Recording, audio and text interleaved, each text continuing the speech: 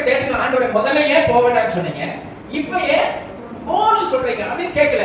போன்னு சொன்ன உடனே அவனுக்கு ஒரு சந்தோஷம், ஒரு மகிழ்ச்சி. வேகமா காலையில எந்திரிச்சு சேரத்தை கட்டிட்டு என்ன செஞ்சுட்டான், கழுதை மேல ஏறிட்டு போறான்.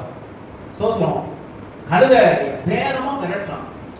தேவ பிள்ளைகளே, அங்க ஒரு சம்பவத்தை நீங்க வாசிக்கலாம். நீங்க அந்த 18வது சரி, அந்த 22வது வசனத்துல 22வது வசனம். ஓ, இப்ப இதுதான் நீங்க புரிஞ்சுக்கணும். போன்னு சொன்னவங்களுக்கு இந்த கோபம் வருது, வந்திருக்க கூடாது இல்ல. இவனுடைய இருதயத்தின் மாற்றமும், இவன் இஸ்ரவேல் ஜனங்களை பார்த்து சபிப்பதற்காக அவன் எடுக்கிற அந்த முயற்சியும், புறப்படுகிற அந்த இருதயத்தை பார்த்து போன்னு சொன்னவருக்கு கோபம் மூழ்கிறது. அதுதான் நீங்க ரொம்ப கவனிக்கணும். முதல்ல போக வேண்டாம்னு சொன்னாரு, ரெண்டாவது என்ன சொல்றாரு, போன்னு சொல்றாரு.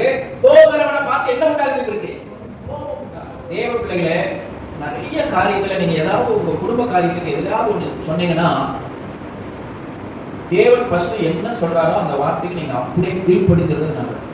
ரெண்டாவது மறுபடியும் உங்க ஆசை இச்சைகளை கிடைச்சா நல்லா இருக்குமே ஜெபம் பண்ணீங்கன்னா ஆண்டவர் தடையே செய்ய மாட்டார்.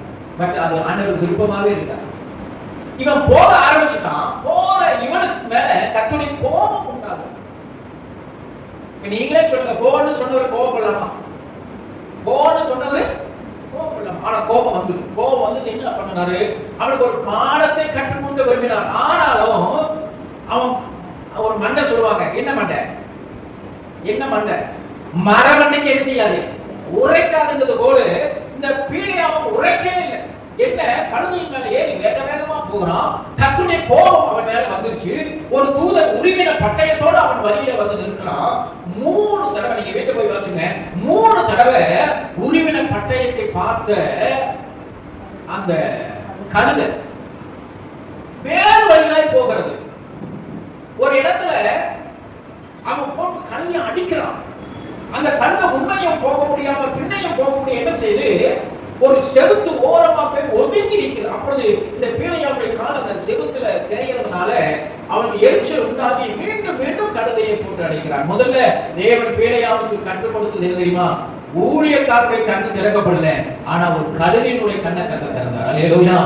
பாருங்க, உண்மையாலுமே பீடையாவுடைய கண் தேவனுடைய உணர்வை புரிந்து கொள்ள முடியல, தேவனுடைய உள்ளத்தை புரிந்து கொள்ள முடியல, தேவன் தன்னோடு பேசின அந்த காரியத்தை புரிந்து கொள்ள முடியல. ஆனா ஒரு கழுதை தேவதூதன் இருக்கிறதை பார்த்தது, அது உரிமையின பட்டயத்தோடு நிற்கிறது.